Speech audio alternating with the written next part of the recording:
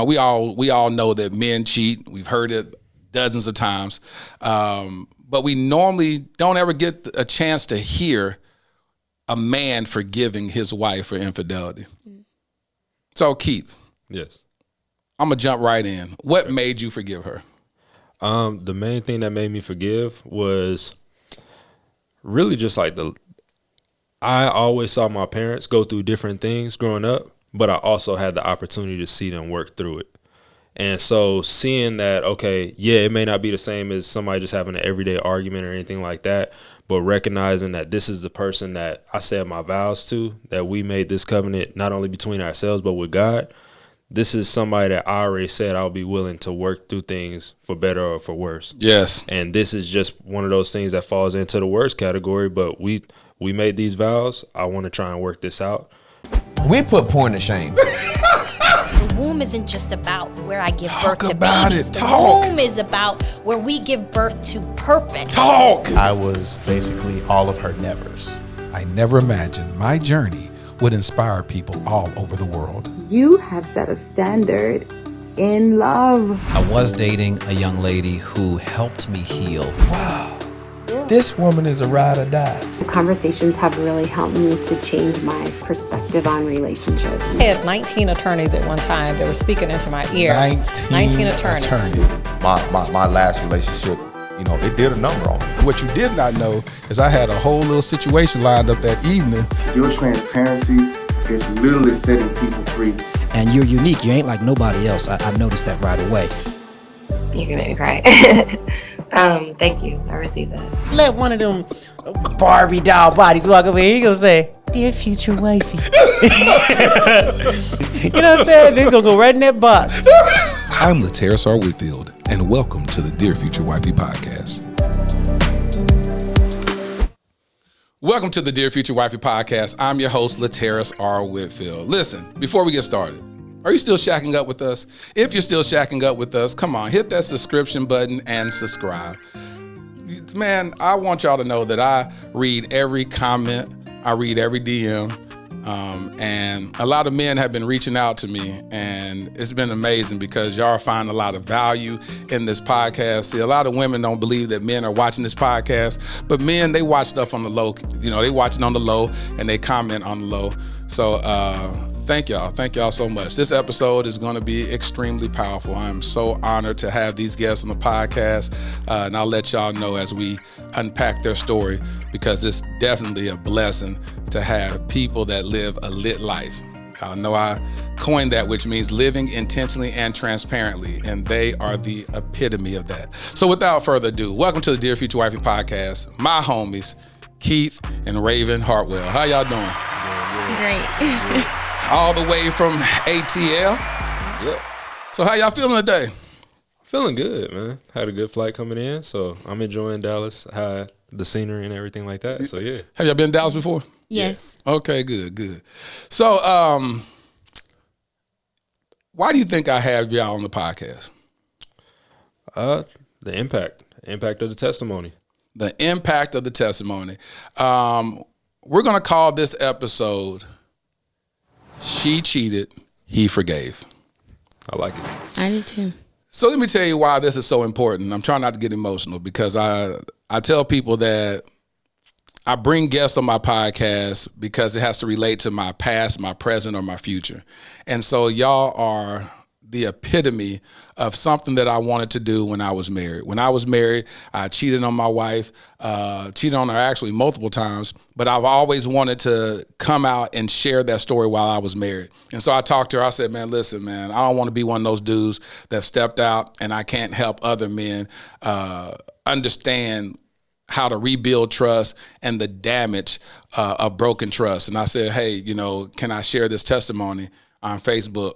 And she was like, no, I don't want you ever sharing that because I don't want to have to answer questions by my family or whatnot, or answer questions why I stayed. And so I said, I respected that decision, but I felt like I wasn't able to fulfill my purpose.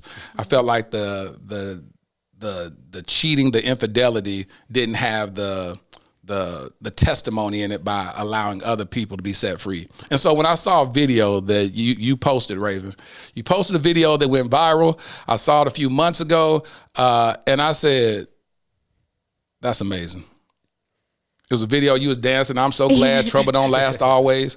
And I said, first of all, she don't know nothing about that song. That's before her time. But I said, I love the fact that your husband was present in that video. He's present in those videos, standing like the king that he is. Appreciate that. Yes, he is. A lot of people say that, you know, we all know that men cheat. We've heard it dozens of times. But we normally don't ever get a chance to hear a man forgiving his wife for infidelity. So, Keith. Yes. I'm going to jump right in. What made you forgive her? The main thing that made me forgive was really just like I always saw my parents go through different things growing up, but I also had the opportunity to see them work through it. And so seeing that, okay, yeah, it may not be the same as somebody just having an everyday argument or anything like that, but recognizing that this is the person that I said my vows to, that we made this covenant not only between ourselves, but with God. This is somebody that I already said I'll be willing to work through things for better or for worse. Yes. And this is just one of those things that falls into the worst category, but we made these vows. I want to try and work this out. And so I had to make that decision with God. And then also too, like, it's a different person when, and as you know, like when you had your moments of stepping out, you're a different person than who you were when you first stood at the altar with that person. Facts. And every single time when I thought about even the thought of leaving, I would see us back at the altar. And I remember the person that I stood in front of, and then looking at her during that time and during that moment, it was a different person.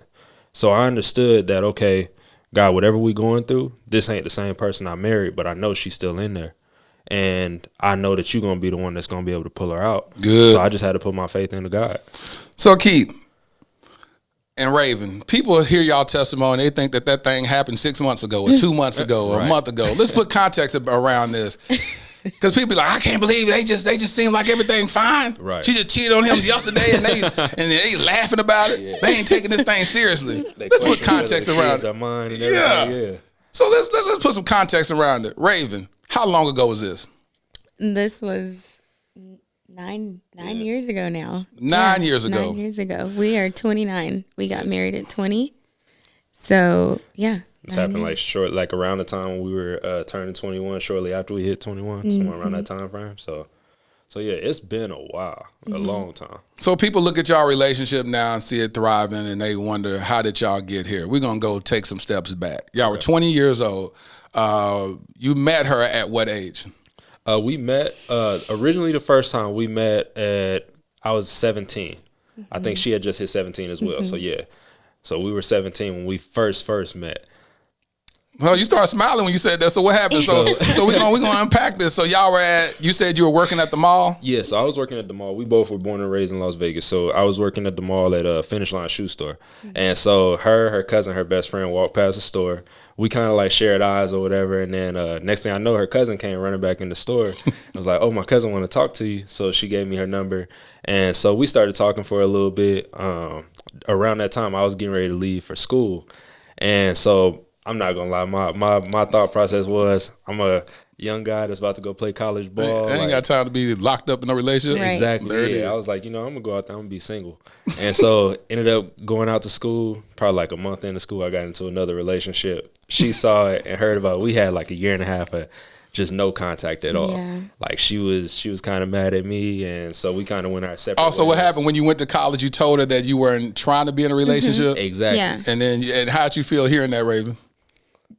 It was devastating because I knew I wanted to be with him. You knew that? Yeah, I knew that for sure. So that wasn't no puppy love type thing? No, I knew I wanted to be with Keith. How could you be so sure about that at 17, 18 years old? He treated me differently than any other guy that I had ever dated. He was kind to me. Ooh, I know I said I wasn't going to cry. He was so sweet to me, and he still is. He took me out on dates, And he represented someone that I always I never had that with my dad. So for him to display that love that I was looking for really made me attached to him. And then too, like my family, the very first time like he met my family, they loved him. So I knew that I wanted to be with him forever. Yes. So Raven, as you began to talk about old Keith over there, you got teary-eyed. What put words behind those tears? Why talking about him and his kindness? Why is it bringing tears to your eyes? I love him. Because he's literally, not to get biblical, but he really is a representation of Jesus. Like literally it was through him that I was even able to really see the love that God has for me. Being that I did something so foul, so wrong. I think when you get saved, or when you say you believe in God, or, we're like, oh, I love God. I don't think you really get it until it's something that when you do something wrong and then you see that love hasn't changed. They're still the same. It's powerful. So I honor him. I respect him. I love him. That's where it comes from. So do you feel that the feeling that you have from him now is a whole lot more powerful because of how he loves you through your worst days? Yes. Yeah, absolutely. So let's go back, because I want to unpack y'all relationship so we can get to what happened or whatnot, and how y'all overcame that, because that's beautiful. Because here it is, he went off to college. He said he didn't want a relationship. Mm-hmm. He booed up now. Right. You done found out about it. Got your little heart broke. Mm-hmm. And how did y'all bounce back from that? So I was in a relationship. How you gonna be mad then if he in a relationship? Y'all both in a relationship. This was years later, right? Yeah, so it was after I had already got into my relationship. Yeah. Mm-hmm. And I think at that point when she saw that, she was kind of like, okay, well, she thought I was moving on completely, and it was just never going to be something that would come back again. And so at that point, she had got into a relationship. Yeah, I was in a relationship with someone who was in the military. I was actually living in Washington, and he actually had a wife, and I didn't know. I had no idea. And it's funny how this all plays out. It literally all plays out. And this is why I say, you reap what you sow. Even if you really don't know. It could be an accident. You reap what you sow. Yeah. But, I was in a relationship. I had got out of that relationship by way of finding out that this guy was married, moved back to Vegas. And around that time that I had got out of that relationship, he actually ended up getting out of his relationship. Yeah. Literally the exact same time. And all of a sudden he hit me up on Twitter. Yeah. That was about the only thing I wasn't blocked on. So yeah. She had you blocked, brother? Yeah. So I'm like, man, I can't find her on Facebook. I know she still got it. And so I'm came up invisible like a bug. Man, I'm telling you. And that's one thing, if I'm dedicated to finding something, you gonna find it out? I'm gonna find it. So I was like, okay. You gonna pop up at her mama house, huh? Right. And so I reached out, and I was still in school finishing up that semester, but because of my previous relationship I was in, we were living together at that time. And so my living situation, that fell apart. I was like, okay, I'm going to have to go back to Vegas to finish up that following semester. And so I messaged her. We ended up going on a date on Christmas of 2012 and hung out. And, we were talking for that next month or so. And then we officially got into our relationship January 25th of 2013. So Raven, were you waiting on him?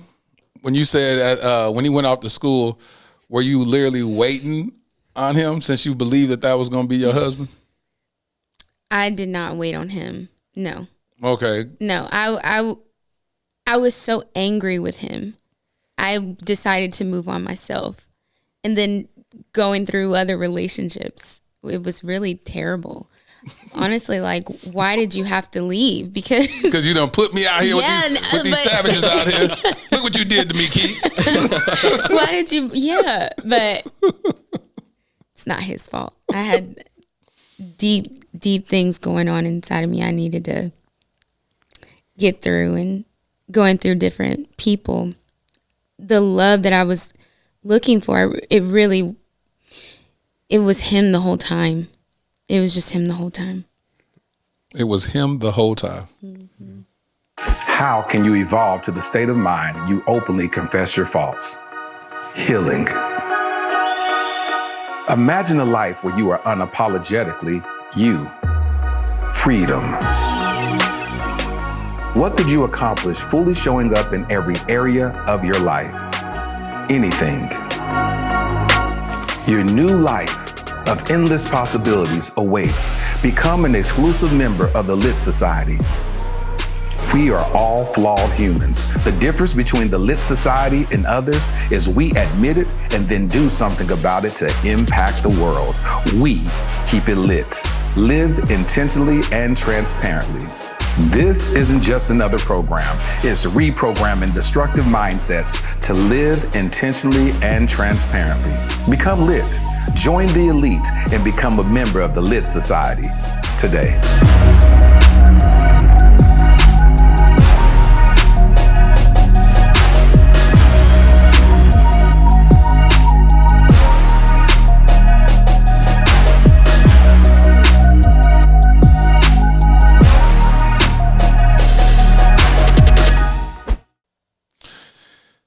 Keith, when you first met her, of course, she had these strong feelings towards you. What were your feelings at that time?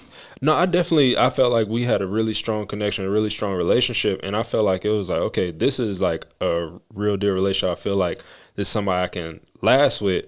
And then at the same time, like I say, it was like that.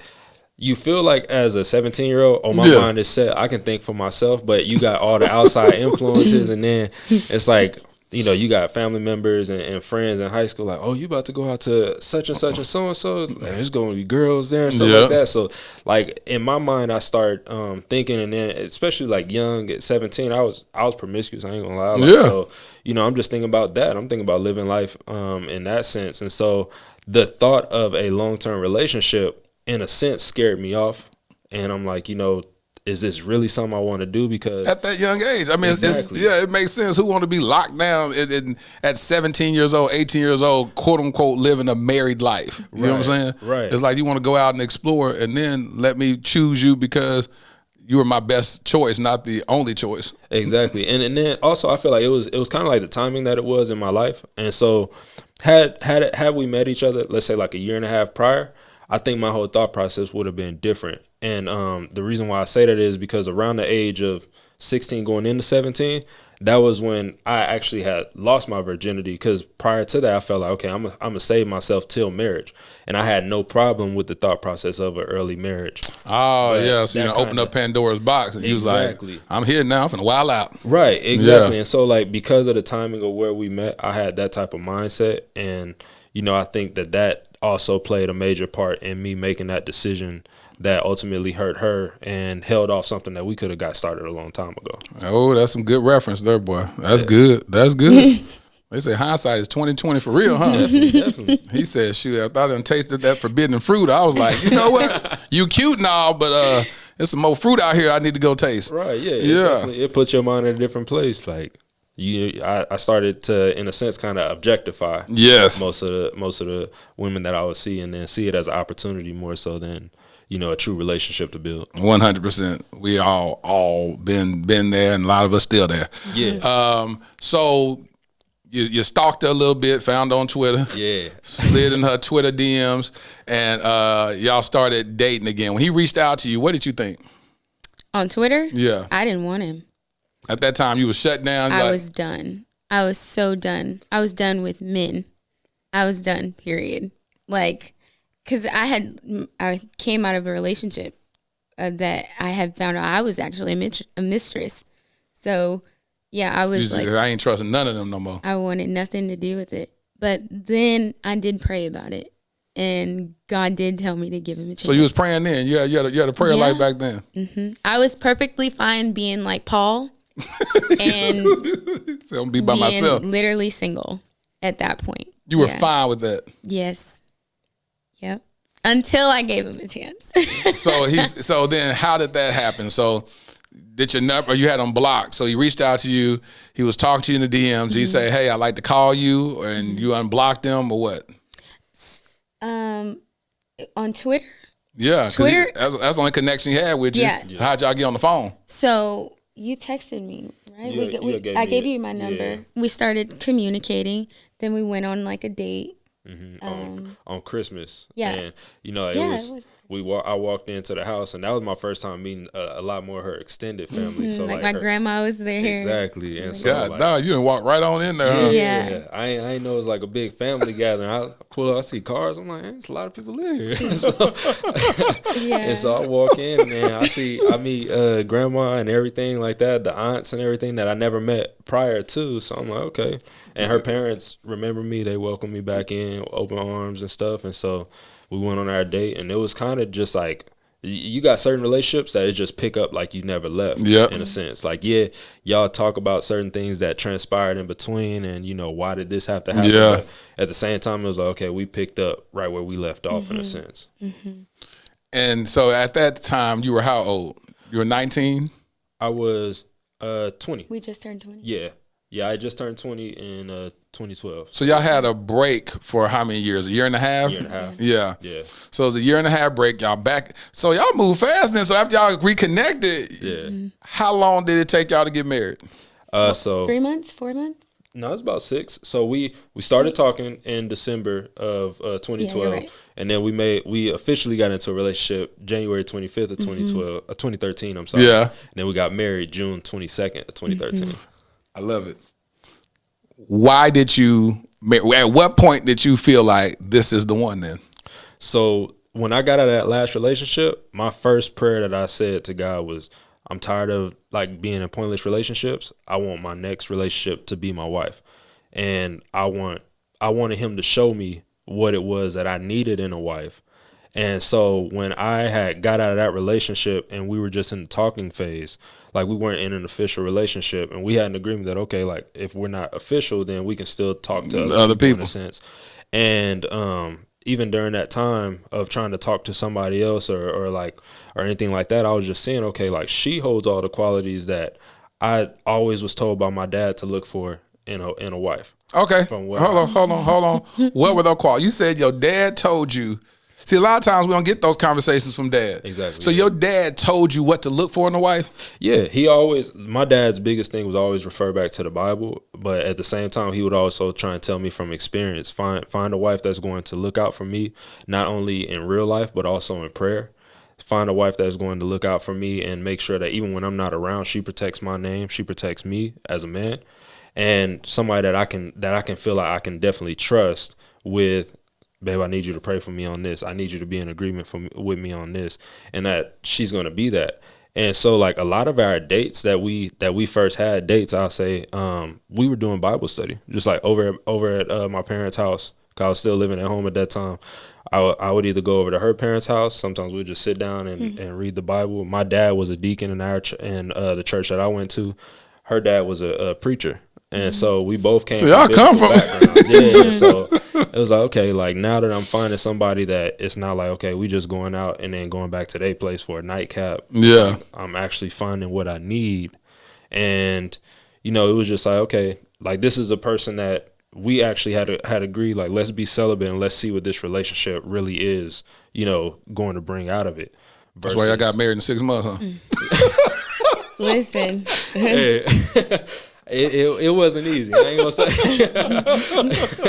I'll definitely be honest about that. But yeah, but that was just like, we got a chance to see what the relationship truly was, what the fruit of it actually was. And what did you find, Raven? I'm sorry. In that 6 months, what'd you find? My husband. When y'all were talking in that thing, what was some aha moments that you had? His dad, you began to be the manifestation of what his father told him to seek after. what framework did you have to go after? Did mom ever sit down and talk to you about that? Honestly, no. So he like I said, he really he represented everything that I always said I didn't want a man like my dad. He was the opposite of that. And he just displayed that. He displayed that he cared, he loved me, and he loved God. So that's what it was for me. I just felt something in the spirit. It's gonna release later, because I done got emotional. I was thinking about Keith, but we're gonna unpack this. Okay. So here it is. So yeah, it's a. I'll say this: there's a strong mandate over your life to restore what it looks like to love a woman, and to love a woman sacrificially. And so there's an anointing over your life to cover your woman in brokenness that we just don't hear about it. Yeah. We just don't hear about it at all. And so what I just saw in the spirit realm is that women are listening to this right now, and now they've upped the ante and the ante and what they desire now. Yeah. They're going, no, I need a man that's going to cover me. I know I released a video the other day, and I named everything about what we hear, women, you're too this, you're too loud, you're too this, all this type of stuff. And then at the end of the video, I said, but you're perfect. You're just perfect for me. Right. And so, and I didn't realize that would resonate with a lot of women like that. And they were commenting, they were like, oh my God, that's all I've always been told. I was too loud. I'm too tall. I'm too skinny. I'm too this. Women are always, pivoting and trying to adjust this. And, right. My hair too short. So now I'm gonna do this. My hair too long. Now this is the fad. There are a lot of women are always shifting and changing, but every time she begins to speak about you, I already knew that there was some father wounds there, because the minute that she began to speak about the love that you have for her, her mind slips back into what wasn't provided for her. And so I see that. And so that's why I said I want to go, because the infidelity part, that's just brokenness manifested. Right. And we're going to get in that, because I want people to understand when you're not healed from certain things, you think you're above reproach. You may think that, I would never cheat on my husband. Don't deal with that brokenness. Right. Don't deal with that brokenness right now. You're going to get married, and you're going to be vulnerable, because you're susceptible to whatever it is. Exactly. It may not even be infidelity. You may end up be cheating financially and hiding money on the side. And women have this ideology where they're like, I ain't gonna let my husband know all my money. I'm gonna keep a little stash in case it don't work out. Well, that's financial infidelity. Exactly. So it may not show up and you just sleeping with somebody else, but you may end up having an intimate relationship with somebody emotionally. You never slept with them at all, but you having these conversations. Okay, I'm home, baby. Well, I'm about to pull up at my house or whatever, but I'll talk to you later. Exactly. Yeah. And I ain't never slept with him, but you have this whole emotional affair. This man knows everything about you and your husband, the things that are going wrong in your relationship. That's a violation. Exactly. So we're gonna talk about that. But I'm seeing something that's so powerful in what y'all represent right now. So father wounds that you dealt with. Is your father still alive? Yes. He is. So you want to still be protective over that, right? I mean, yeah, but I mean, I'm not opposed to speaking about it. I mean, so when you talk about that, what are you referencing? So my dad he's not. My mom has always been like the provider of our family. My dad put a lot of trauma into my brother and I. Just being the fact that he represents the head of the house, and all the yelling and screaming and like getting in our faces and spitting and things like that really traumatized me. So the fact that when he would speak to me, I have never cried about this like this, never. But for some reason, I believe the Holy Spirit is moving. Yep. But whenever he would speak to me, it was so gentle. He's always calling me beautiful, even today. Even after the infidelity, you know, he was calling me beautiful. He was opening my door. I didn't deserve that, but he did. My dad never opened the door for me. He did things for me that I would see my dad do certain things like with my mom, but then it would come to a stop. So he was never consistent with like a lot of the nice gestures or affirmations or anything like that. He was just never consistent with it. And then he would turn around and he would start yelling and screaming. They'd argue. He was prideful. All of this stuff that I absolutely hated. So like I said, seeing him, it was completely different. Even after the infidelity, he just was amazing. Keith. Yes. So Dad told you certain things to look for in the wife. Mm-hmm. You saw that in old Raven over here. And how did you propose to her? All right, so this is where I know, like, it definitely wasn't romantic at all. No, it wasn't. It was more so one of those things, you know. It wasn't like Baby Boy where Tyrese said, "I love you. You probably gonna be my wife." It wasn't like that, was it? No, it wasn't that bad, but it definitely wasn't good either. So it was like, it was good. It was just not like. It wasn't the typical like down on the knee type thing. It was one of those things where one day we was together for our Bible study, and I had been praying about it, like just like, God, is this my wife? Like, I know the prayer that I told you, but like, is she the one? And I felt just like confirmation in my heart, just like this is the one for you. And so I told her, I was like, you know, I've been praying on it, and this is the prayer that I said when I got out the last relationship. And, you know, I feel like God has given me that confirmation in my heart and in my spirit that you are the one. So, like, would you want to go down to the courthouse and get married? So, and so that was how that went. And what you say? Yeah, you said yeah. Yeah, it was confirmation for me too, because I was thinking the same thing. And y'all just went. How long did y'all wait to just go down there to the courthouse?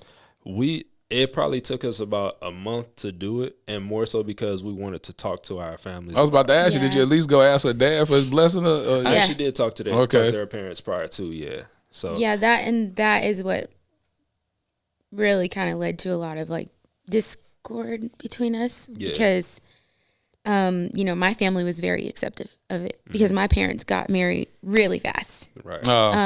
So they were just like, yeah, like go ahead. Exactly. But then my parents were different. Too young. Y'all too young for this. More so, it wasn't even the age. It was like on my dad's side, and even what my mom would say as well was that we want y'all to be financially stable. Oh, so it's about the money.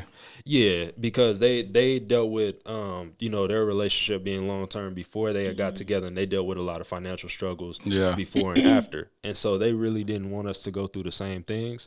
But the way that message was conveyed and the way that everything had transpired just really caused a rift, first and foremost, between them and Raven. And also it later bled in between us because, you know, I think as we grow up around people, it's very easy for us to be like, oh, that's just them. Yeah. But it's quick that we forget, like, okay, I can brush off like that because I live with it. Yeah. She's new to the situation. It's not going to feel the same way and be as easily brushed off. So I wasn't, I didn't give her that protection that she needed throughout that process. And that was where, like, I saw one of my first faults, not during that time, but as everything transpired and really being able to, like, look at things and reflect back. Like, my dad always told me, like, it takes two people, whether it be good or whether it be bad. So you got to recognize your part and stuff. Yeah. Good. And so when I look back and recognize my part, I always prayed for God to send me the right wife, but I never prayed for him to prepare me as the right husband. And it was so many gaps that I had that situation actually did open my eyes to allow me to see that. What's your dad's name? Keith. I'm a junior. Mm-hmm. Keith Senior, shout out to you, brother. Shout out to you for raising a king. And because oftentimes we always hear like men just babying their boys and letting them just get away with murder or whatnot. But he said, no, if something's going wrong, you at fault too. So it takes two of y'all. And if something ain't right, y'all two get together and work it out and fix it. So I love that. I love it when people just, and the fact that he actually told you what to look for. My dad never told me what to look for in a woman. I never had one conversation with my dad about dating, relationships, sex, just nothing. I'm just out here just figuring it out on my own. You know what I'm saying? So I'm glad that you had a father that was at least laying the foundation for you. So that's absolutely amazing. So I definitely want to shout out old Keith Sr. For being the king that he is. And so you realized that you left her uncovered in that situation. And what I heard you echoing and chiming in, how did that make you feel, though, Raven? Oh my gosh. So rejected. Because I had already grew up with a lot of rejection. I'm not trying to point it back to childhood, but this has always been, it's still something that God is bringing me out of even today. Why would somebody say, you don't got to make an excuse? So, everything therapists say, all that stuff traces back to childhood. So that's just what it is. Well, that's what it was. It was rejection. I dealt with a lot of rejection, especially from my own dad. So being that he's not listening to me, he's not, they're saying that it's financially, but is it really? I'm getting a lot of nasty attitudes from his mom and things like that, his family. So for me, it wasn't that. And it was hard for me to accept that it was until after, literally years later. But it was horrible because once we did go ahead and we decided to just move forward with the wedding or getting married, because we got married at a little chapel. They never showed up, and I think that hurt me more than it hurt him, because he knew how they were, and he's just like he said, that's just how they are. I understand that it's a financial issue, but for me, it's you're gaining a new daughter. I'm expecting that gotta have to have hurt you. Yeah, it definitely did. For me, I didn't show emotion either, though. Yeah, so I couldn't tell if that did. That would have to hurt. It's your parents don't show up. Yeah, and so for me, it was the only emotions I showed. I was either extremely happy or you're gonna say extremely angry, and I didn't have any in between. I had to learn that over time. He's still learning. Yeah, exactly. I'm either hot or cold, and so that's something that I really had to deal with, and it was more so I would deal with it behind closed doors. Yeah, I just never been a person that like to tell my emotions, just because of the fact that I don't feel like somebody else should have to deal with what I'm dealing with. Let me deal with it, and I'll tell you how I dealt with it later on. And just take it in that way. But it was just, emotional immaturity in a sense to where I couldn't show that. Or you're 20 years old. To. Yeah. That's what I'm saying. So that's why I always got to go back to age, because there's some 40-year-old men that can't even articulate their emotions. There's some 40-year-old women. There's some 50-year-old men and women that can't articulate their emotions, but you're 20 years old. Right. You haven't even developed your frontal lobe. Your frontal lobe is the part of your brain that deducts reasoning. You don't even have that yet. That normally gets developed around 21 to 23. You didn't even have that yet. So you're just sitting there okay, and I ain't finna be no punk. I'm still, I'm a man. I'm finna marry this woman, so I don't need them. You know what I'm saying? Yeah. They got me to this point. I'm taking my wife, and I'm gonna take her on through to death do we part. So I'm a man. And I guess this is what manhood is supposed to be like. Right. And see, as men, we're so trained improperly on what manhood should look like, and it's always in the worst circumstances, Right. If you hurt yourself, your arm hanging off, don't cry. You're a man. Exactly, my arm is hanging off. I see the tendons. Don't cry. It's never in situations where it's healthy to be able to say, a man is, love your wife. Cover her, pray for her, talk to her in a gentle voice. I grew up in a household that was very loud. We loud. I talk loud to this very day. But if I remember that.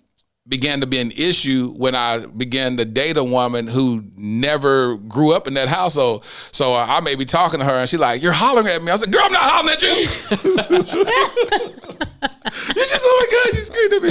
Oh God, okay. So you want me to talk like this? Now you're being funny. Well, I don't know how to talk to you. Right. So, it's a way people are raised or whatnot. My family, we just talk loud. We ain't hollering at each other. We just talk loud. Right. And so the beautiful thing about it is that now here it is. This man that covered her so well to this point now is.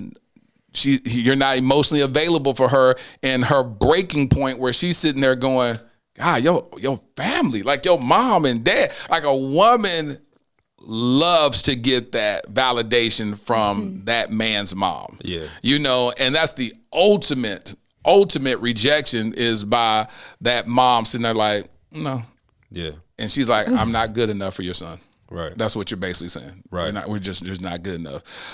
Did y'all ever patch that up? Did mom and dad ever come around and be like, hey, listen, we were a little foul in that situation and we wish we would have made a better decision? As far as like speaking on that specific situation, no. But as far as like the relationship and them developing a relationship, like her and my mom have an amazing relationship. Today we are y'all tight. Yeah. I wouldn't trade her for y'all thick as thieves now. Yeah. I love that woman. And I told her before, I was like, I honestly feel like you and my mom handle things so similarly that y'all butt heads. Yeah. Because even at certain points in times of me growing up with my dad, we handled things so similarly that it would annoy him that I would do stuff the same way he would. Same way he would. And so it's like, okay, like it's basically the same thing that y'all are dealing with.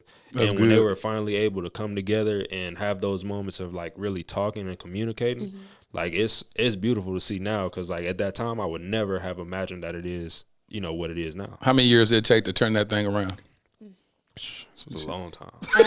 Honestly, after his dad passed, it really things started changing. Exactly. It was like I was able to be there for her, and then after we had lost our son to stillbirth, she was able to be there for me, and it was like God restored through those storms. It was like we regained that, just the relationship that we should have had. Yeah. And it's today, and now she's about to move in with us. Yeah. Well, y'all done talked about so much stuff in that one little statement you just said. Lord Jesus. So your father passed away. Mm-hmm. I'm over here giving him a shout out like he watching this right now. That's fine. Yeah, okay, it's cool. Okay. So, because I got to honor that king. How long ago was that? That was November 12th of 2017. 2017. Yeah, so coming up on 5 years now. So what did that do to you to lose your father? It broke me, like, because like I said, growing up we would have our little rifts, but as I became a man, like he was the person I would look to for those situations of navigating. And so just like shortly before he had passed, I gave him a call just because I was dealing with some frustrations and stuff, and I was struggling trying to navigate being a husband and feeling like it was so much blame and stuff like that. And I just remember he was always that person wouldn't be stern. He would be to the point, but knew how to be gentle to where it was like, okay, I'm not breaking you, but I'm building you up. And so like after he passed, I felt lost for a long time. Fell into, I guess you could say depression. I don't want to say it was definitely that because I never got medically, you know what it was, but yeah, it was. I don't need no doctor to tell me I'm depressed if I'm depressed. I know what depression feel like. I ain't like myself no more. I was just I got to like some like my lowest points in health and everything like that, and it was just after a while I said, okay, I gotta dig myself out of this, and we'll allow God to uplift me out of this. And she was praying for me the whole way through. So yeah, it was difficult. That was probably one of the toughest things. So 5 years ago, y'all were like in year 4 of y'all marriage? Yeah. Mm-hmm. Yeah. Year 4 of y'all's marriage. All right, so we're going to back up. Now we done laid a great foundation of why you love her, why she loves you, how this relationship was God ordained. I can definitely see it. But then infidelity reared its ugly head into y'all's marriage. Mm-hmm. How did that happen, Raven? So he was in California for school. And we had a horrible argument. We honestly, every time we argued, it was always about his mom or his family. And because of something that I saw or how I felt, you know, I didn't necessarily know how to express to him to the point to where he could understand exactly how I felt. So one night there was an argument about a situation, and that changed everything. I had immediately just checked out. I was just done. I didn't even care if we were married, if we were together anymore. Because it just felt like it was just never going to stop. Like it was like, will you please just get it? But I decided, you know, that's fine. I went back to Vegas, and I had just had a job. I just got a new job, and it was this guy. He appeared as a friend. You know, he would listen. He would, you know, make me laugh. And it was everything that I wasn't getting at that time. And sure enough, it led to infidelity. And then how long did it take for him to find knowledge about it? Oh, no, it was immediate. Yeah. Because it was convicting. Like, I was convicted. Like, I was like, I cannot hold that. Like, I called him immediately, and we were both in tears. So you called him immediately. I want to put a reference around it. Immediately, like what? The next day? No, like that day, that night. So you slept with this guy, and then you called your husband up and told him. Yeah. That's powerful. Yeah. Now I understand why he stayed. This is so good. This is so good. If we can all understand that when we make mistakes, how we go about repairing it can get to the healing a whole lot faster than creating more problems and more problems. Now I got to deal with the fact you cheated. Then I got to deal with the fact you lied to me for 6 months to a year because this person you keep talking about, oh, it's just my coworker. It's just a coworker. Now you got me out here looking crazy for a whole 6 months to a year going to company picnics. And this is a dude you've been sleeping with the whole time and continue to sleep with him. It's a whole lot. It hits different when the guilt and the conviction comes in quick, and I can say, listen, I'm gonna cover myself. Here it is. Yeah. I understand, King. So how did you feel hearing that, Keith? So like when she first called and told me, I'm like, oh, she joking. Yeah, he thought this it was can't be real. He didn't think it. And so like, you know, especially like mentally where I was at that time, like I was like, nah, this ain't piling on top of this. So what you mean? Because that wasn't when you were going through depression. Your father was still alive during that time, wasn't he? He was still alive. Around that time, like I said, I was playing college ball. I was at a junior college. Had some scholarship offers that was on the table. It was actually gonna set us right up in Atlanta where we was planning to go. And I was in a point of just like pride in my life in a sense. I feel like God had to humble me. And so I tore my MCL and my meniscus a week before our rivalry game, and all scholarships got dropped instantly. Like I remember I was in my room on my crutches. Like, man, I think I was talking to my roommates in the living room, and I got the call. I was like, I'll be right back. So I went back in the room. I was talking to her, and then she was telling me, I'm like, nah, this is a joke. This ain't happening right now.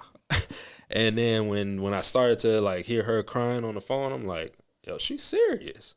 And so it was, at that point, I was kind of like a ball of emotion. I was angry at one second, but then I was hurt. Yeah. And I was confused. And I was like, still in disbelief of like, nah, she just playing. She's an acting major. She playing this out. This can't be real. I know she ain't telling me this. Exactly. And so like that was where my emotions were with it. Yeah. And how did y'all bounce? No, let me ask you that. So after it came, the reality hit that this is real.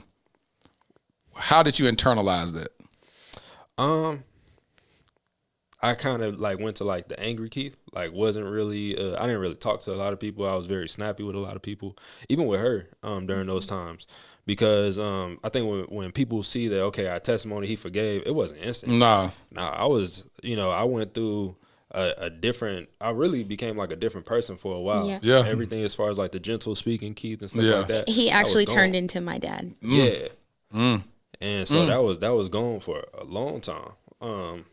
And then, I finally came around after a long time of prayer. Put time. I need to know reference. People going through some stuff right now, and some of them feel like they ain't never making it out. Some people saying, "Get over it. I cheated on you yesterday. Get over it." You be like, "What? It was 6 months ago. It was 4 months ago. That was a year ago. Why you keep bringing this up?" So put reference around it. How long did it take for you to turn your heart around and say, "You know what? I'm staying here, and I love you, and we finna work this out"? Right. So as far as like deciding that I was gonna for sure stay, I want to say that took maybe 3-4 months before I really had decided, okay, I'm gonna stay. We're gonna stick this out. For a while, we were kind of just like back and forth with each other, and then I was still in California, she was in Vegas, so we just made sure, okay, like we tried to keep our phone calls cordial, and when I would come home or whatever for breaks, then we may see each other, hang out and stuff like that. And I mean, we were living together as well, but it was about 3.5-4 months, especially once I got back home. I was at church like every Sunday just trying to figure out something, like how we was gonna work through it. And then we finally had got to that point. As far as getting to the point to where I would not bring it up, now that was a long time. Oh, that was years. That was just yesterday. Yeah. And that's where some of those conversations would come up, where it was like, okay, if you said you're gonna forgive me, when are you going to? Because you still bringing this up. We have an argument about who left the dishes out. Tell me, cheater, cheater all on me. That's what's wrong with you. Exactly. And so it was that was just something that took some time. Years. Yeah. And even where we had I think fully healed and really got to our best point in our marriage was about like maybe 3.5 years later. Mm-hmm. Like it's a slow process. And like, I think people do think it's quick just because you hear the testimony now. It's new to you. It's not new to us. For real. Yeah, so, you don't know what we went exactly. Through. And so that was years of work. So a man, how did that feel to you from an ego standpoint? So from an ego, I'll be asking questions on it. Yeah. Mm-hmm. So we're gonna talk this thing. So from an ego standpoint, like it was a hit because as a man, I think we think of things so physical that right away it was inadequacy to me. Like, okay, like what am I not enough like for her? Like, and I'm not thinking emotional. I'm not thinking anything else. I'm thinking like, okay, this got to be all physical. Why she did this? Because in most cases, that's what men do. Exactly. And so it took that hit then, and then at the same time, it was like I felt like somebody had a leg up on me. Like it was a game that somebody else was playing. Like, I got you. Yeah. Like the ring that they saw on her finger was a challenge. Just to say like, oh, I could take anybody I want. Yep. And so for me, like I would be ready to snap just at the thought of it. I'm trying to tell you. If I get my hands on dude, like I gotta go at it. So and so that was kind of like where my mindset was, and that was where it took my ego to it, tore it down, and I don't know, it just had it in a difficult spot to really like rebuild. Did your ego lead you to say, I'm finna get even? No. And did you get even? No. And the reason for that being is one thing I love about my family, I had a lot of older gentlemen in there that would tell me about the past of my family. And so when I think back, like I reference my dad a lot because he was a great person that I had as an example. And hearing about my family's past from my grandfathers on each side, there was a lineage of promiscuity from the men and stepping out on the marriage and stuff like that. And my dad was a generational like curse breaker. Like I can definitely say that from that side of it because I saw him be loyal to my mom. I saw the way he loved my mom. And once again, like I saw even when they went through their disagreements, I saw how he still had reconciled with her. And so seeing that, I'm like, that's not an option for me because I know what our family line is like, and I don't have kids right now, but one day I got to be that example. Keith Jr., did you say that you're making decisions today?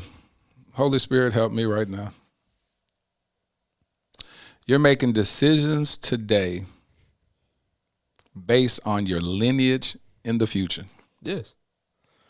Because at the end of the day, I see how it affected, I see how what my grandfathers did affected so many of my uncles that were not my great uncles, but even just like my uncles that were brothers and brothers to my mom and to my dad. And I saw the lifestyle that they lived, and the broken, hearts that they had, even within the children that they had from different women.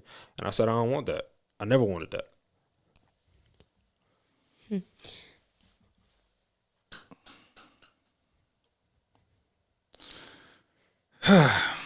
When I tell you, Keith, I said I saw some stuff early on in this episode about you, bro. You ain't scratched the surface on how God gonna use you. You have no idea, bro. You have no idea. Have no idea. I tell him all the time. Keith don't know. Let me tell you something. I'm gonna back up because y'all touched on something that directly relates to lineage. Y'all experience a stillbirth. Mm-hmm. Around what time was that? 2020. Yeah. September 28th of 2020. 2 years ago. I had Felicia and Kariga on my podcast, and it's the first time I ever had the opportunity and the privilege to talk to a couple that had experienced the loss of a child. I saw them on Black Love, and it wrecked me. I was in my office watching that episode, and I was just pacing around in my office just crying. I'm talking about crying like they were my best friends, crying hard. And as God saw fit, they brought them on the podcast. That's my family now. I love them. But y'all experienced that 2 years ago. Mm-hmm. You already had lost your father by that point. Mm-hmm. Trust was lost in your relationship early on, and now y'all at this repairing stage, and y'all get pregnant. Y'all lose. What is it? A girl? A little boy. Y'all lost a young king. Walk us through that. What was that experience like, Raven? That was the worst.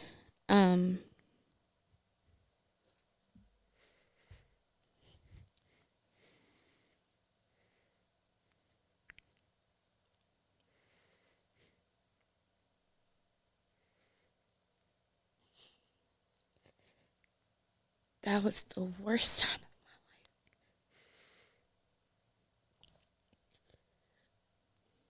But this is where I get excited, because that's when everything changed for us. Like, everything changed. Even though he didn't get to live, we found purpose. Like, it was literally like purpose after that. Like, everything changed.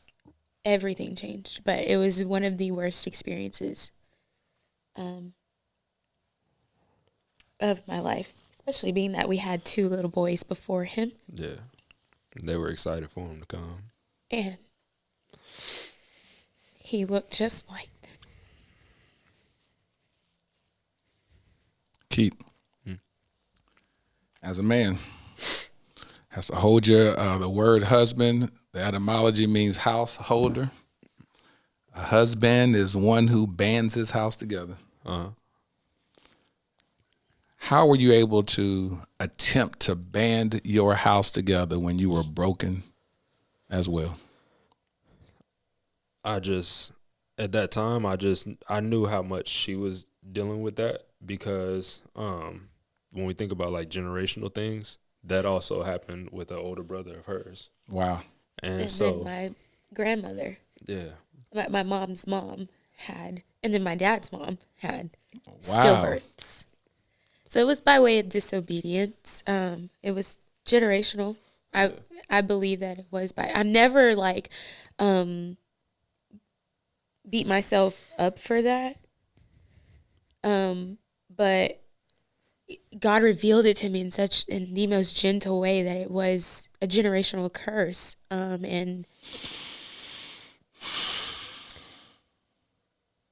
we are breaking that. Yeah. We're determined that our kids never have to deal with it. Never have to deal with that. Never have to deal with it. And that is why I will testify of every single thing that God has ever done for me.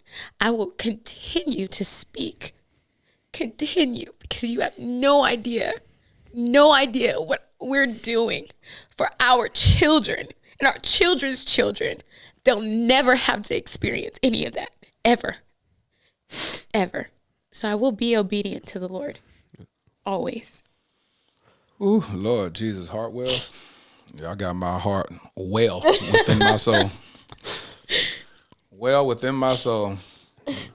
So you said, Keith, that when did you deal with, and have you dealt with, the loss of your son? To be honest with you, I don't think I fully dealt with it until a year later. And the only reason why I realized I hadn't dealt with it, so like when we had to go through the burial and everything, you know, I remember my mom and her parents had came out, my sister had came out. They were all there for us emotionally. All of our family, I should say. They were all there for us emotionally. And I remember just like that day of burying him, no emotions really came up. And I remember my mom just like, my mother-in-law, everybody was just like, you know, if you need to let it out, let it out. And I didn't, because I wanted to be strong for everybody else. And at the same time, I recognized how much even our oldest, he was of age to kind of recognize what's going on. So that part was tough to deal with. So I think for a long time, I kind of masked it. And what made it difficult was, so September 27th is my birthday. Day after his birthday. And for my job, I have to travel for work. So I was in Lancaster, California, kind of just like by myself. And so I remember I was at work that day. It was a Monday, got a call. And she was telling me, like, you know, he not moving. Like, I ate something, he not moving. And so I'm just thinking, okay, like, we've had 2 kids before. They've had points where they just weren't moving. I said, just give it time. It is what it is. And so as the day went on, still wasn't moving. She went to the hospital, and they ended up having to transport her to a different hospital. And I think she was there pretty much all day, almost into the early next morning before somebody finally told her, like, you know, we lost him. And I just remember being in the hotel room just by myself, and I wanted to be there with her so bad. But, you know, I had to wait until I was able to catch a flight, and I remember breaking down in the hotel room that night. But other than that, I told myself, okay, you got to get up and be there for her, because you know what her family has dealt with.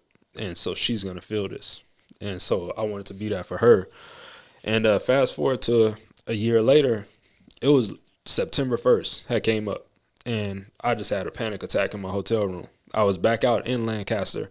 I was literally, so the hotel room that I was staying in when we got word that he had passed was literally right across the hall from where they had re-roomed me again. What are the odds of that happening?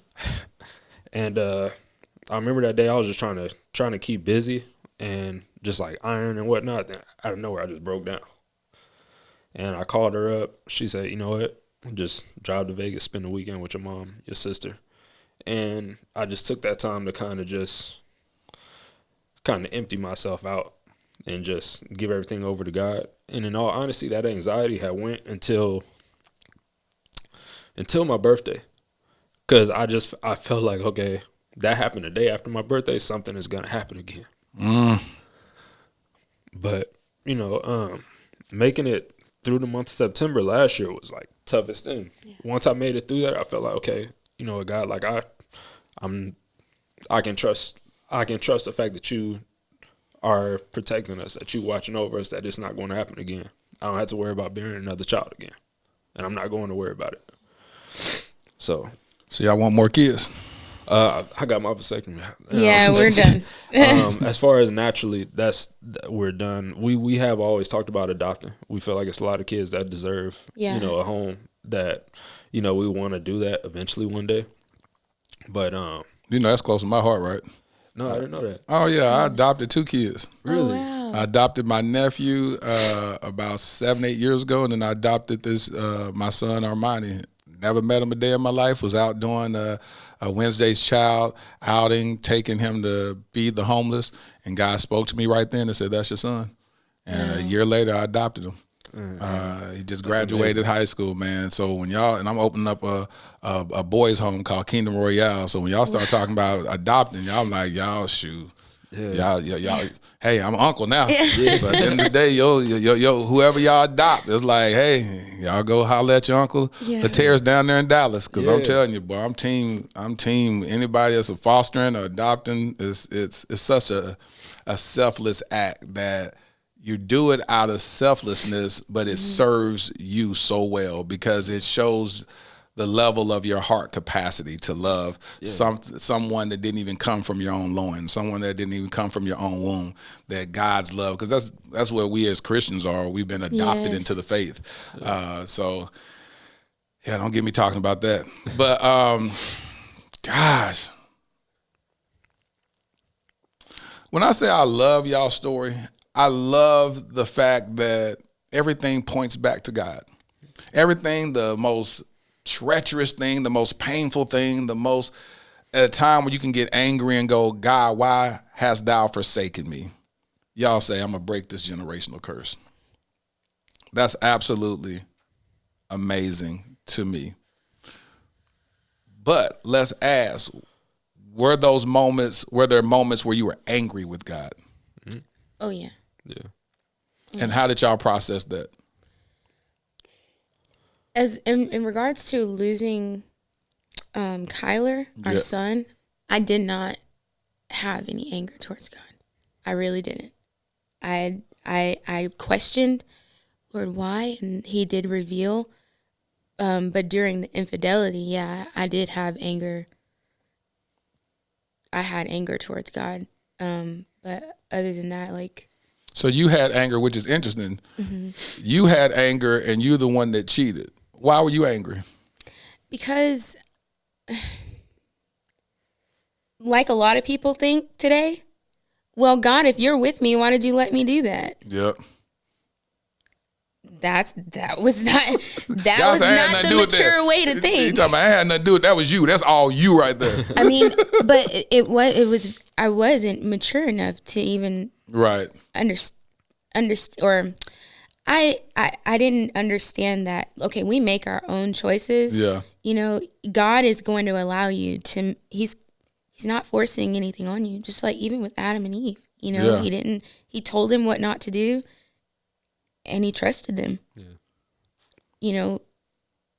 So I had to learn that, and you know, so with our son, I did not even waste time. The Bible says that fools blame God, like you literally blame God for things, and so that hit me like, okay, God, you're always good. Yeah. And not only that, everything that has happened is going to work out for my good. Even though I was disobedient, even though I may have stepped out of your covering, you were still covering me.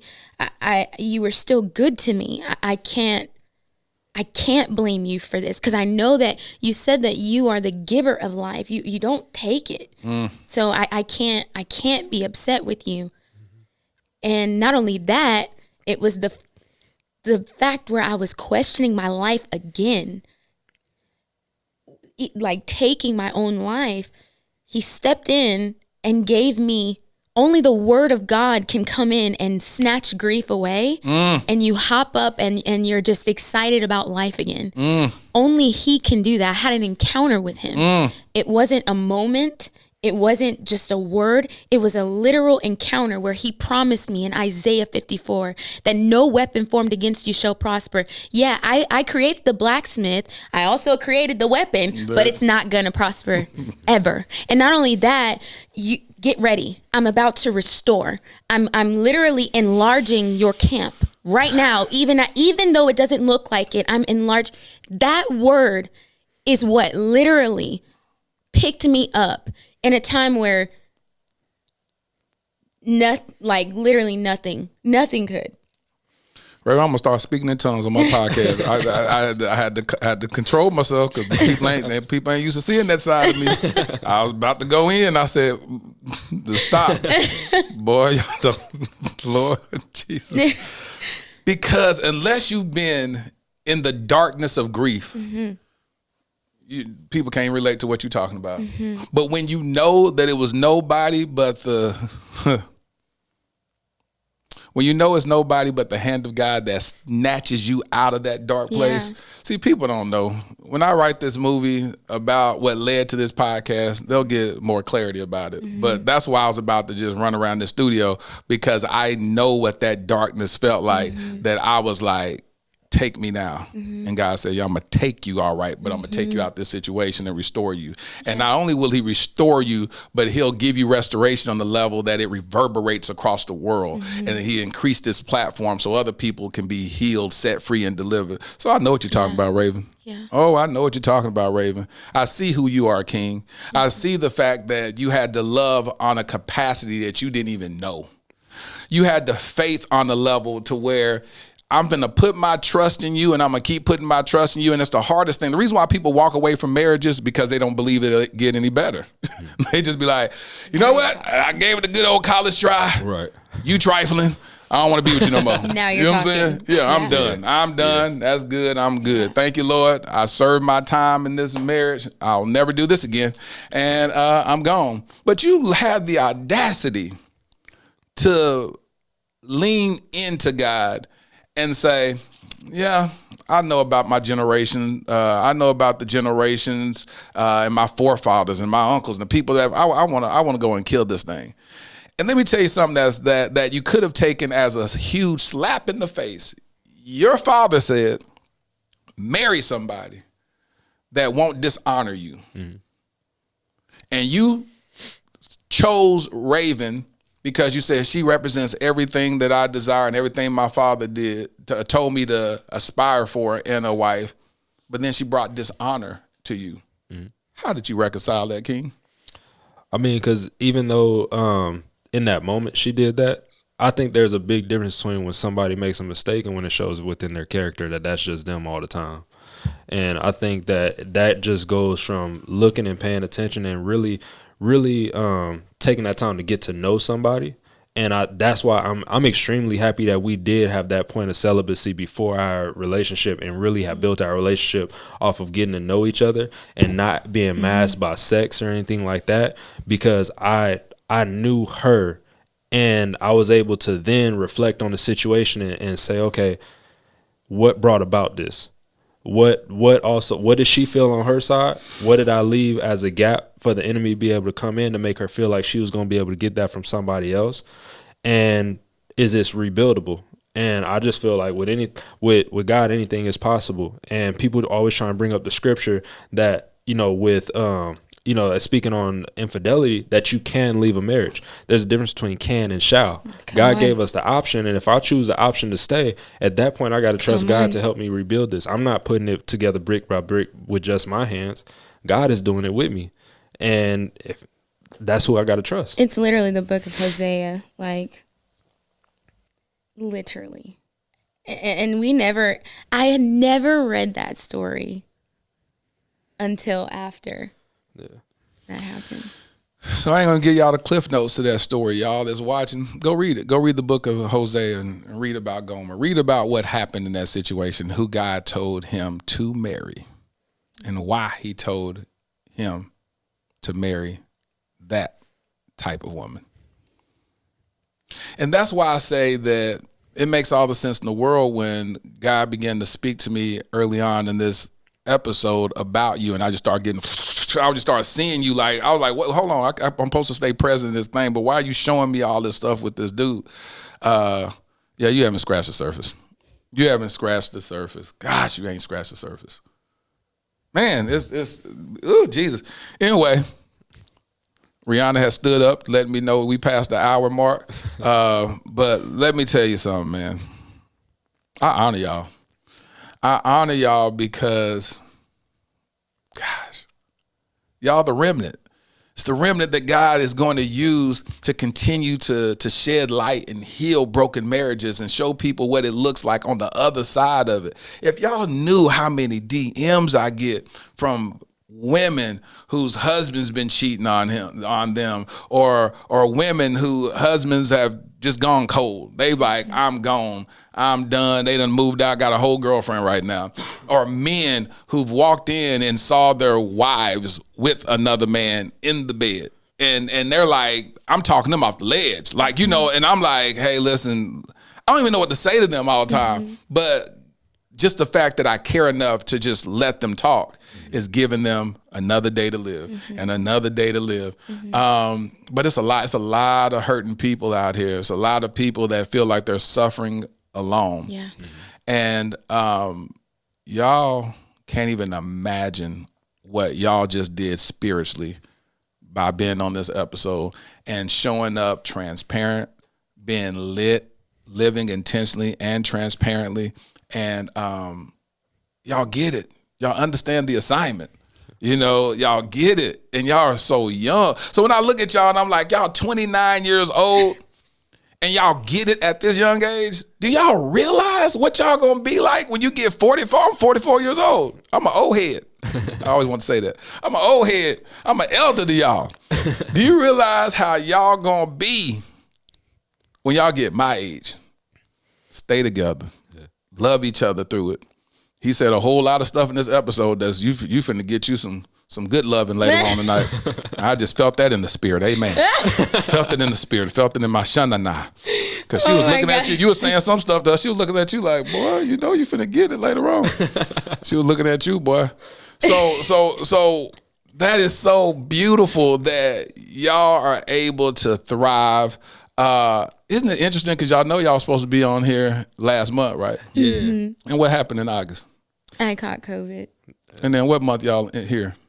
September. Isn't that interesting? Yeah. Isn't that interesting? God's timing is always right. It is. He's so good. When I just think about how God tries to just upset the trajectory of everything evil in our lives, and he shows us like, yeah, you know I'm looking out for y'all. You know I got you. You know the steps of the righteous are ordered. They're still ordered. Y'all still are serving my purpose. I just love it. I just love it because when it happened, I was like, all right, well, fine. It is what it is. Because I was trying to get a lot of episodes shot up front so that I can take September off because I'm launching this course October the 1st, the Lit Society. And I said I want to focus this month on that. And so when that happened, I was like, man, I don't be wanting to try to do it. And then I'm doing this whole live podcast at this church tomorrow. So I definitely didn't want to be doing this the day before. And God said, boy, be quiet. Sit down and talk. Like, let me do what I'm going to do. And so I've learned to just sit back and be like, all right, God, it is what it is. So it's so beautiful. I love who y'all are. I want to stay connected with y'all. Y'all are amazing individuals. And I want to close this out with, first, Raven, I want you to look to that camera. Now, this camera, a lot of people were hating on you. They were hating on you because you were sharing your testimony. They were saying mean and evil stuff. Like, how could you be out here sharing your testimony, got your husband out here looking crazy? You know what I'm saying? And I want to mention this. Keith, who's the one that told her to start being open about y'all testimony? I was. I was the one that, I took it to her first, and she was actually, you know, she didn't want to do it. She said, I need God to confirm this. And he did. Why did you want her doing that?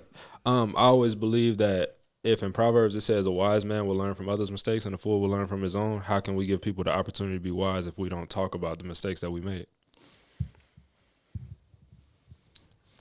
There you go. If I get an assault case, you're gonna have to, because I'm gonna hurt you, boy. I swear to God, I'm gonna hurt you. Raven, before I get an assault case, look at that camera, because I'm gonna have your king talk to the camera as well. Okay. But Raven, I want you to talk to that camera queen, and whatever comes out of your heart, say it. I ain't gonna even put a framework around it. I will just say that, you know, God is so good, and He covers me. He covers us. Our marriage belongs to Him, And not only that, it really is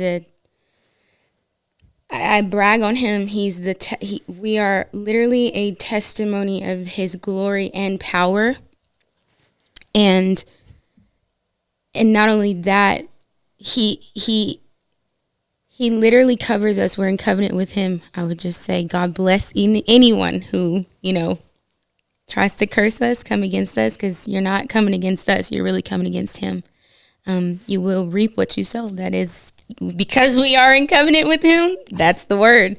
It says that he allowed no one to oppress them. Touch not my anointed, do my prophets no harm. He allowed no one to oppress them. We're not oppressed, and we're going to continue to speak the gospel of Jesus Christ. Thank you, Queen. Oh, King Keith.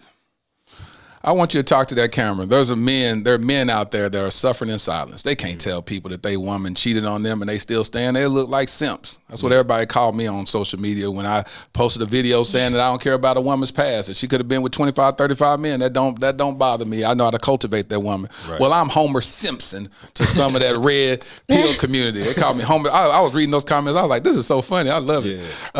So I want you to talk to those men that are afraid to share that they still are choosing to stay with their wives, their girlfriends, their significant others.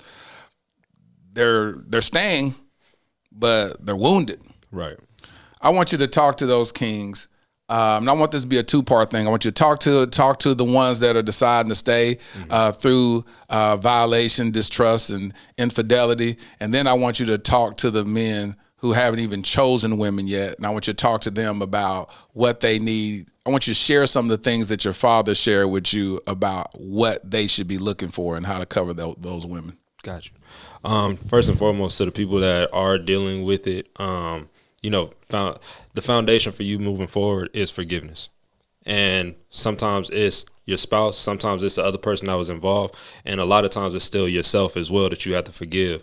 And when we start to realize those three things need to be forgiven, we can actually move forward and we can deal with the things that need to be dealt with. Because I can promise you that if you do not deal with all three of those points of forgiveness, including yourself, all you're going to do is move that into the next relationship and hurt somebody else because of it. So allow God to tell you what manhood is and not society, because people are going to twist things up. People are going to twist you up and have you out here looking like a fool when the word of God has already made the script for you to make it through this life, make it into eternity, and make it into the graces of God, and for him to lead you. So don't allow yourself to be led by your peers just because they're going to laugh at you, call you a simp. Words are words, but at the end of the day, until they have the job of writing your name down in the book of life, they do not matter. So don't even worry about them. Move forward with whatever God tells you to do. Be prayerful and be intentional about your prayer life and your fellowship with God. That's where you really have to be. For those of you that have not dealt with and have not even found a woman yet, really try and find somebody that truly speaks to the things that not only that you want, but sometimes the things that we need are not what we want. Sometimes the things that we need are things that we never have realized were missing within our life, and we run from those things because it's new to us. But sometimes that's the enemy trying to get your flesh to run away from what the healing of the spirit is going to be. So you really need to make sure that you are prayerful about what it is that God that you have had gaps within your generational line, within your life, that God can bring that in. And also pray that God makes you into the right husband, because I know from experience that if you do not pray for yourself to be prepared and only for your wife to be prepared, you might get a gift that you're just not ready to open up because you have not cultivated yourself to a point to where you need to be. Beautiful. Raven, I want you to say this, because a lot of times we don't hear about women cheating, but I want you to talk to those women that, and I'm gonna be honest with you, when I cheated on my wife, I wanted her to cheat back on me, to relieve me of see, I ain't the only one bad, you bad too. That's what I wanted. I wanted her so bad to be on my level, and she would never do it. And she said, I thought about cheating on you, but I never wanted to become you. And that hurt me even worse. I want you to look at that camera and I want you to tell women women that may be contemplating cheating, they're dealing with infidelity, or if they say, if a man, I don't see how he did that, because if you cheat on me, I had a whole conversation with a friend about that yesterday. She's talking about, well, I would go cheat back, and I was like, so now you're gonna injure yourself? And she was like, I said, you gonna tell him? She was like, well, now I ain't gonna tell him. I'm just gonna cheat back, and he ain't gonna never know. I said, so he took the higher road by cheating and actually told you about it, but then you gonna get even by cheating on him and be deceitful throughout the whole marriage? I said, make that make sense. She said, well, that don't really make sense. I said, exactly, don't make sense. So I want you to look at the camera, talk to women about what the effects of cheating did to you eternally and internally, and what it did to your marriage. So first of all, what cheating did to me internally, literally brought down my self-worth. And not only that, it's a lot of condemnation and guilt that literally comes on with it, where you even begin to question life, like, and you become this selfish. You can become the selfish person alongside that, but really it's a lot of pain. It's really a lot of hurt, unnecessary hurt that you really don't want to go through. But a lot of things can lead back to, childhood as well. So I want to kind of address people who have, if you have cheated on your spouse, repent. And you need to tell your spouse. There's no reason to hide it. You owe that to them, to tell them, to confess, and repent from that. That healing, it's hard to go through, the process, because a lot of times we think, okay, I made my bed and I'll just lay in it. I deserve to be here. You don't. Get up, tell your spouse, move forward. That was one of the mistakes Adam and Eve did. Had they could have repented to God, just imagine what could have happened. But repent, and yeah, that would be something that I would say. Whew. Listen, thank y'all so much. How can people connect with y'all on social media? What's your social media handles? Raven Thomas Hartwell. And yeah, I'm on TikTok and Instagram at _Hartwell Fit. Raven Hartwell on TikTok. Hartwell Fit. So you're a trainer or something? Yes, sir. Okay, look at you. All right, so yeah. What do y'all have a YouTube channel? What's y'all YouTube channel? Y'all even still post stuff? On YouTube? Not Y'all just focus really. on Instagram now, huh? Yeah. And TikTok. TikTok is the biggest following for me. And then Instagram is larger for me. So yeah. So how many followers you got on TikTok? 200 something. Isn't that crazy how that's 200,000 by the way, y'all. Yeah. Have 200, they be like, yes, that's cute. Yeah. That's a big following for her. Yeah, okay. 250 something thousand. And so and it was the video of you sharing your testimony that shot you up like that, huh? Actually, yeah. Isn't that crazy? Yeah. Yeah. God said he wanted to use our testimony. He did. Somebody spoke that. He said that. And not only that, my dad actually did. He prophesied to us that God was going to use us as an example. Mm-hmm. But we never took him seriously. Right. So. I did want to say this. What did your dad say to you about that? Because I know you had to talk to your dad and say, hey, this is what Raven told me. How did he deal with that? What kind of advice did he give you? Nothing really, because I actually didn't disclose it with him. Mm-hmm. Oh, you didn't? No. I think that my parents are not dumb. Like, they knew, because it was at certain days, like, I would be staying over at the house with them, and I wouldn't be with Raven. So they know how to connect the dots. They've been around the block a few times. Something was going on. Exactly. So they knew, but I think they also know the type of person that I am. That you're gonna be quiet and you're gonna deal with it internally first. That, and also that I'm very set in my decision that I make.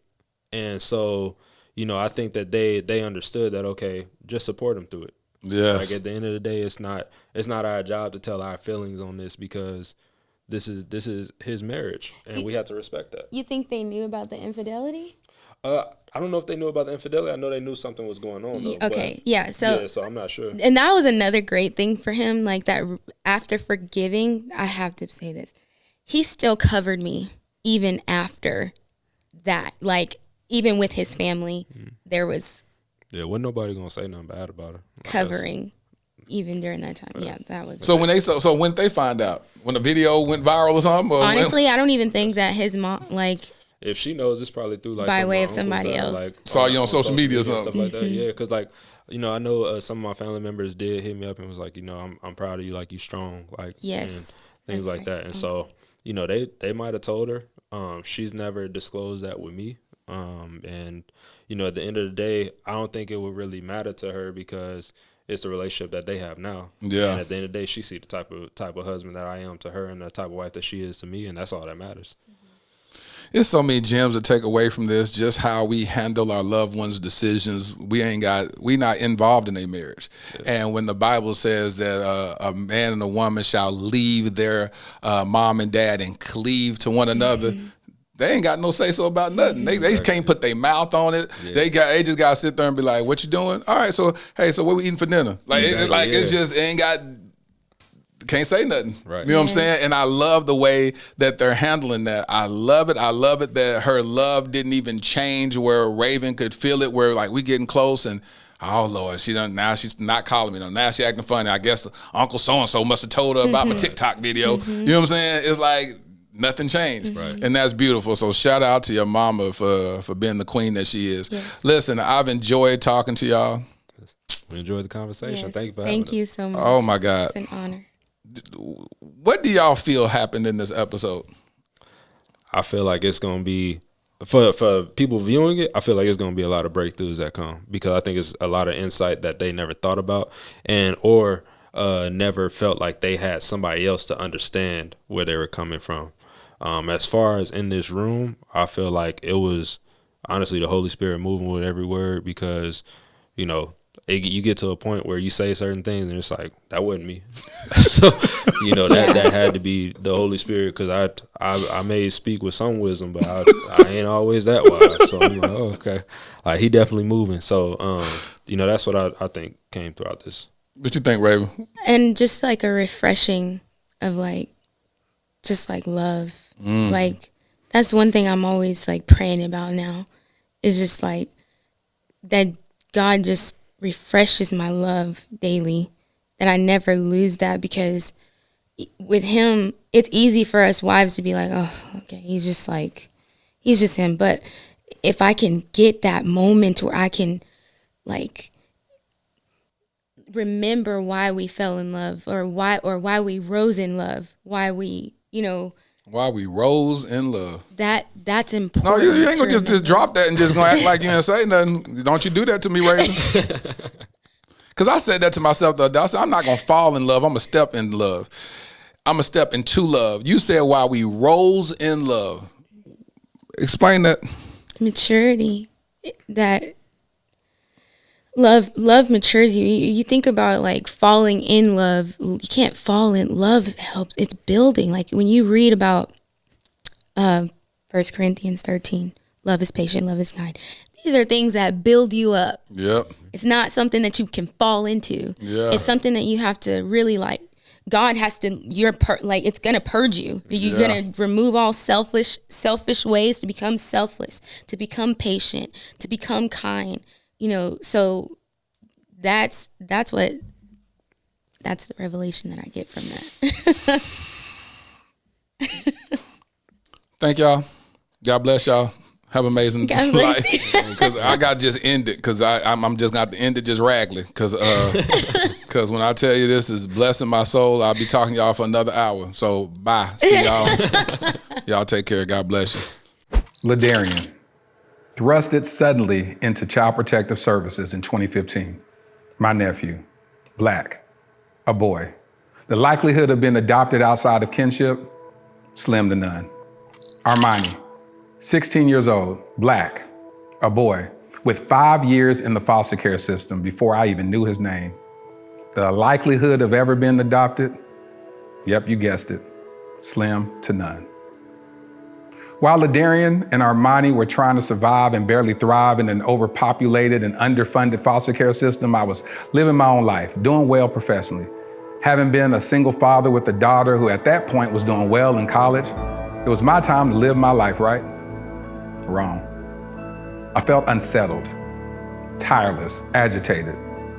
There are just too many of our Black children stuck in ambiguity and in the limbo of the foster care system. In 2017, I legally adopted my nephew, Ladarian. Fast forward to 2019, I had no ties to this other young king, but I felt God instructed me to adopt him also, and I obeyed. Starting over with parenting should have been enough, right? Working with various foster care and adoption agencies to help bring awareness to the countless young Black kings in the foster care system should have decreased my agitation, right? Joining the board of directors of Advantage Adoption, an organization that helps find permanent adoptive homes for children in foster care, should have led to some type of resolve, right? No, not at all. None of it felt like I had done enough. I now realize that every one of those experiences was laying the fundamental foundation for my life's mission, Kingdom Royale. Kingdom Royale will be a luxury, state-of-the-art home for foster boys. Our first location will be in the Dallas-Fort Worth Metroplex. We will utilize the whole person approach that instills identity, empowers them to advocate for themselves, and enlightens them regarding new perspectives and limitless options that they thought were impossible. Though the young kings will attend the local public schools that are in proximity to Kingdom Royale, our at-home curriculum will broaden their worldview through participating in the arts, attending various cultural events, learning about and engaging in multifaceted discussions about current events and even relevant historical context, introducing them to gardening and landscaping and even caring for our animals on our farm and on-site stables. We just launched our Startup Capital campaign with the goal of raising $2.8 million. Now, why $2.8 million? Well, in 2017, I created a web series in which I performed random acts of kindness for targeting the homeless community. One of the most notable successes was that one of the videos went viral, garnering 28 million views. However, one of my biggest regrets is that I didn't raise a single dollar to help in implementing a more sustainable plan for the homeless community. So throughout the years, with much remorse, I reflected on not maximizing that moment. I knew if at that time, just 10% of the viewers donated $1, we would have raised at least $2.8 million that could have really established long-term support for the homeless community, or at least started a long-term initiative to do so. This is my do-over. This is our new beginning. Together, we can attack this at the root by specifically helping our homeless Black boys who are already disproportionately represented in the American foster care system. I'm Lateris R. Whitfield. I've been nominated for 3 regional Emmys documenting my work with the homeless as well as my personal adoption journey. Despite those accolades, the greatest award for me is truly providing the infrastructure for a transformed life. Visit kingdomroyale.com for more details. Crown a king and make a donation today.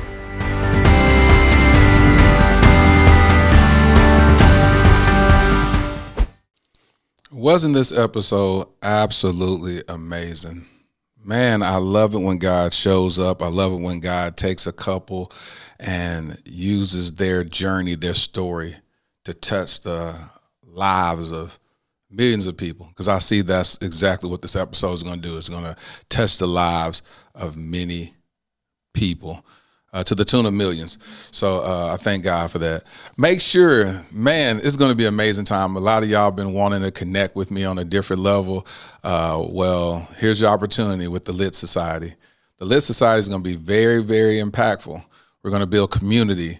We're going to do life together on another level as we heal and become lit, where we're able to live intentionally and transparently. So I'm extremely excited about what God is going to do with that. Make sure that you go to thelitsociety.com and register. Yeah, it's going to be nice. Here we go. Here's my favorite part of the podcast where I speak to my future wifey. Dear future wifey, Imagine the worst thing that could happen in our marriage. Don't leave it bottled up in the secret battleground of your mind. Tell me. If that thing is something under my responsibility and authority, I will store it at the forefront of my mind and with every fiber of my being, safeguard you from that thing becoming our reality. Your heart is my priority. Your mental, emotional, physical, and spiritual security is my priority.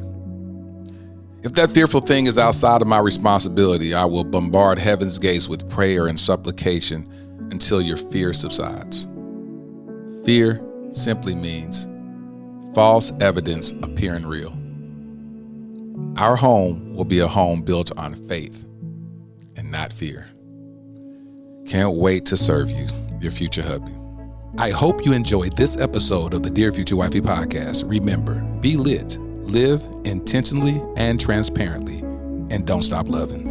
Make sure to subscribe to our Dear Future Wifey YouTube channel. We're available on Apple Podcasts, Google Podcasts, Spotify, and Stitcher. We welcome your support. Simply share our podcast with your friends and family.